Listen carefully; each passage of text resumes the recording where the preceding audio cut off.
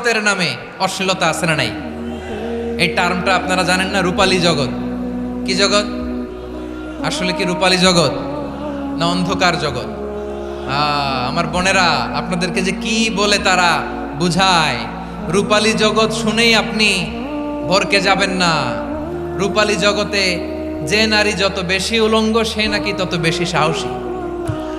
আমার চট্টলার ভাইয়েরা, শয়তানের প্রথম এজেন্ডা ছিল বনি আদমকে বস্ত্রহীন করা। সে আদম এবং হাওয়া আলাইহিস সালামকে নিষিদ্ধ গাছের ফল খাইয়ে তাদেরকে বস্ত্রহীন করেছে। এই জামিনেও সে আমাদেরকে বস্ত্রহীন করতে চাইবে।